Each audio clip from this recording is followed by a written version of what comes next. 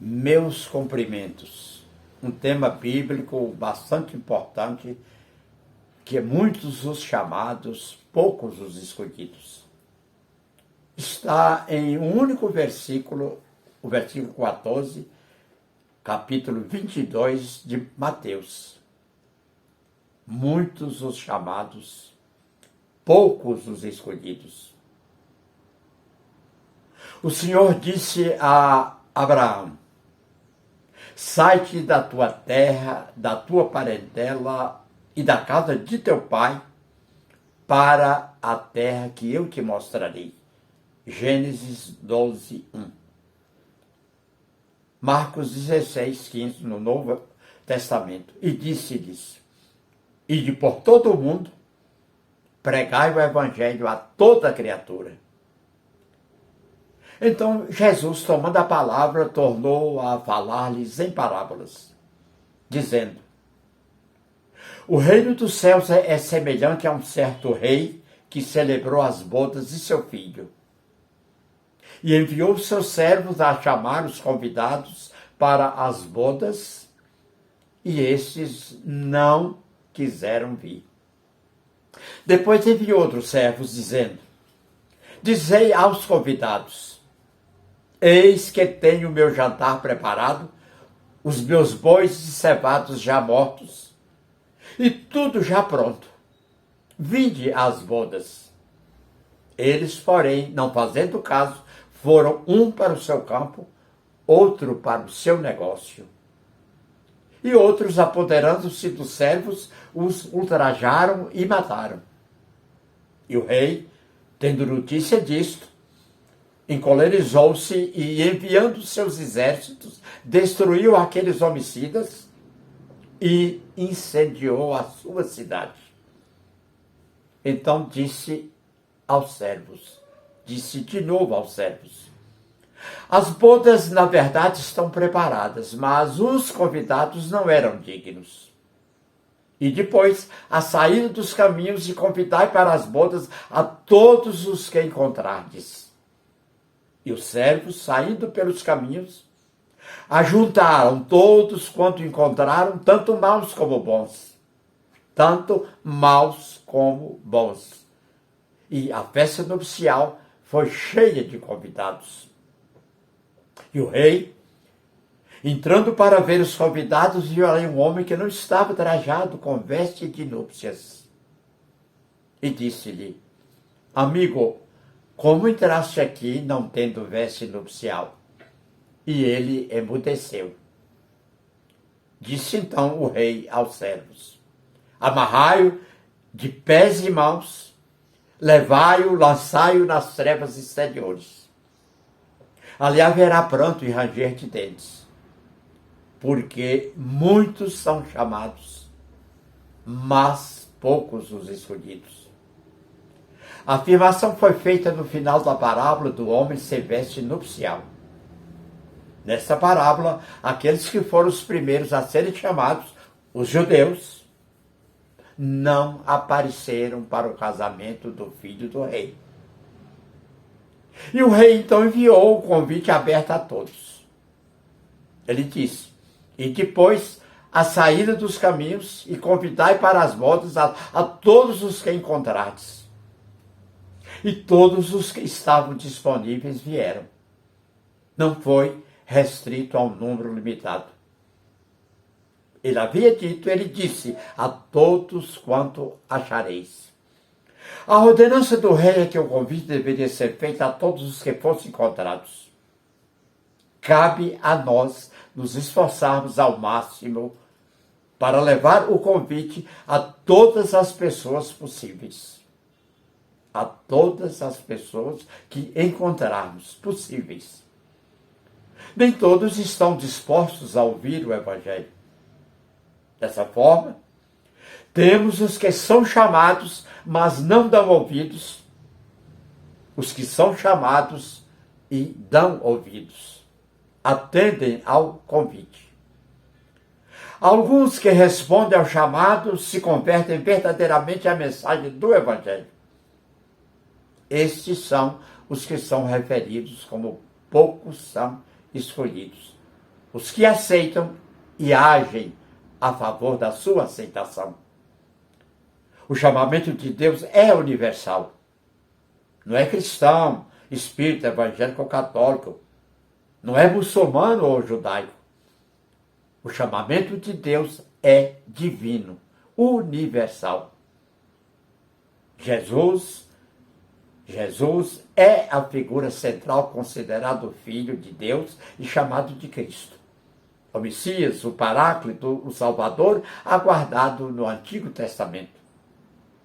Agora, algumas considerações a respeito de personalidades do mundo que podem ser considerados os escolhidos. Foram pessoas especiais no seu tempo e nos seus lugares. Grécia, Péricles; Roma, Augusto. Ao século de Péricles na Grécia e o século de Augusto em Roma, como preparo à vinda de Jesus. Melhoria em todos os setores do conhecimento humano, na filosofia, na ciência, nas artes, na política, até no preparo à segurança do seu tempo. Péricles e Augusto. João Batista, o primo de Jesus ao tempo dele, o que recebeu e deu o batismo no Rio Jordão, o predecessor do Cristo, o que preparou as veredas, um grande escolhido. Disse Jesus que dos nascidos de mulher, ou seja, dos reencarnados na terra, o maior foi João Batista. Dos escolhidos, aí Maria e José, a mãe e o padrasto. Aqueles que criaram, educaram, acompanharam, viveram com Jesus. Poucos os escolhidos. No caso aqui dessa transparência, poucas as escolhidas, as mulheres. Maria de Magdala, Marta e Maria, a samaritana, Maria, mãe de Tiago, a hemorroíça, a viúva de Naim, a filha de Jairo, a sogra de Pedro. Está vendo aí que há mulheres dessas importantíssimas. Por exemplo, a samaritana do poço de Jacó, que encontrou e conversou longamente com Jesus e o reconheceu como Messias, não tem nome. A mulher hemorroíça não tem nome. A viúva de Naim, a filha de Jairo e a sogra de Pedro, não tem nome. Importante a sogra de Pedro, porque marca que Pedro era casado. Embora na casa só cite, então, a ação da sua sogra, que está narrado nos evangelhos de Mateus, Marcos e Lucas.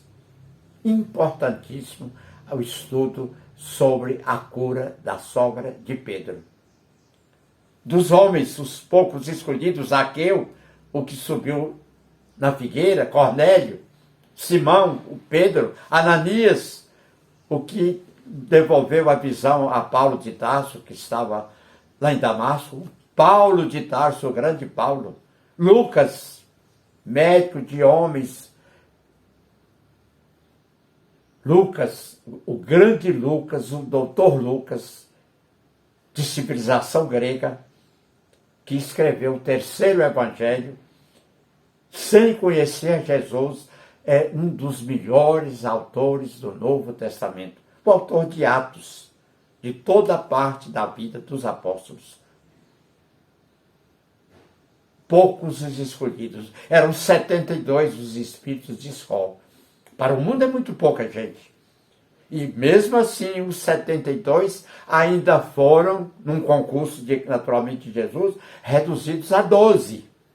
Que os que estão aí na imagem, na Santa Ceia, com Jesus no centro. Os 12 apóstolos que andaram, que viajaram, que aprenderam diretamente da voz de Jesus todos os passos do cristianismo. Dos poucos escolhidos, Martim Lutero, que é a reencarnação de Paulo de Tarso. O monge alemão que traduziu a Bíblia quando estava preso.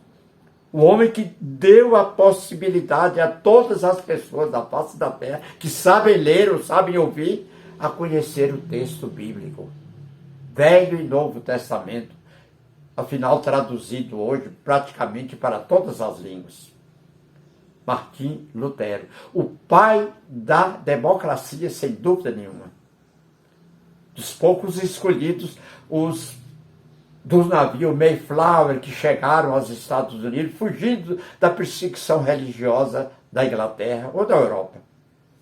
Que fizeram, ao chegar à terra americana, ao solo americano, um juramento de liberdade religiosa, de respeito à fé e ao pensamento alheio.